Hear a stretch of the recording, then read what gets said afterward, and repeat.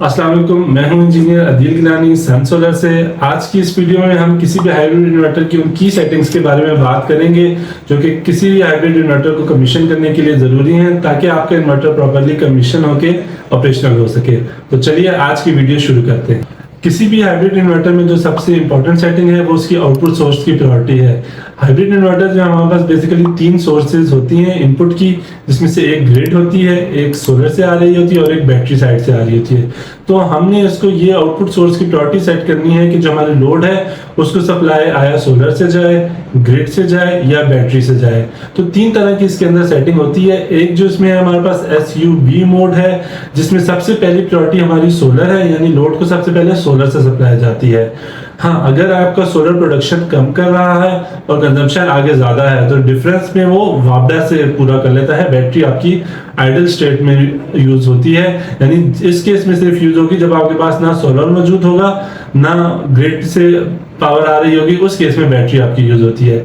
Second जो हमारे पास priority है वो SBU सेटिंग है, यानी अगर आप चाहते हैं कि सोलर लोड को सप्लाई करने के बाद अगर स्टिल कोई डिफरेंस है तो ग्रिड यूज करने के बजाय बैटरी से ले ले, तो उसके लिए ये सेटिंग सबसे बेहतर है। सेकंड चीज हमारे पास ग्रिड वोल्टेज है। हमारे इन्वर्टर की जो वोल्टेज की सेटिंग है, आउटपुट वोल्टेज की सेटिंग, वो हमारे ग्रिड स्टैंडर्ड के मुताबिक होनी चाहिए। पाकिस्तान में जो स्टैंडर्ड ग्रिड वोल्टेज है वो 230 वोल्ट है और आपने ये मेक श्योर करना है कि जो आपके इन्वर्टर की आउटपुट वोल्टेज आ रही है वो भी 230 वोल्ट ही हो, ताकि जो आपका लोड है वो आसानी से चल सके। इसके बाद जो हमारे पास इंपॉर्टेंट सेटिंग है वो बैटरी टाइप की है कि हमने अपने हाइब्रिड इन्वर्टर के साथ कौन सी बैटरीज अटैच की हुई हैं। अगर आपने टॉल ट्यूबुलर बैटरीज अटैच की हुई हैं तो आप AGN या FLD सेलेक्ट कर सकते हैं, और अगर आपने लिथियम बैटरी सेलेक्ट की हुई है तो आप LIB वाला प्रोटोकॉल सेलेक्ट कर सकते हैं। उससे बैटरी के पैरामीटर जो हैं ऑटो सेलेक्ट हुए होते हैं। इसके बाद हमारे पास इन्वर्टर की आउटपुट फ्रीक्वेंसी की सेटिंग है, वो हमारे ग्रिड स्टैंडर्ड के मुताबिक होनी चाहिए। पाकिस्तान में जो ग्रिड स्टैंडर्ड है वो 50 हर्ट्ज फ्रीक्वेंसी को फॉलो करता है,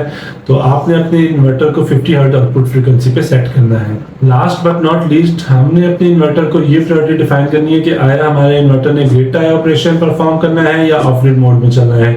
ग्रिड टाई का मतलब है कि क्या हमारे इन्वर्टर ने रिवर्स ग्रिड फीडिंग करनी है ग्रिड को या नहीं। अगर तो हमारी नेट मीटरिंग हुई भी है तो हमने इसकी ग्रिड फीडिंग इनेबल कर लेनी है। अगर तो हमारी नेट मीटरिंग नहीं हुई भी तो उसको हमने ऑफ ग्रिड मोड में चलाना है, जिससे हमारा इन्वर्टर रिवर्स फीडिंग नहीं करेगा। उम्मीद है हमारी आज की वीडियो आपके लिए काफी इंफॉर्मेटिव होगी। ऐसी मजीद इंफॉर्मेटिव वीडियोस देखने के लिए हमारे चैनल को लाइक करें, सब्सक्राइब करें, और हमारी टेक्निकल टीम से रब्ता करने के लिए नीचे दिए गए नंबर पर आप उनसे रब्ता कर सकते हैं या हमारी वेबसाइट पर रब्ता कर सकते हैं। अस्सलाम वालेकुम।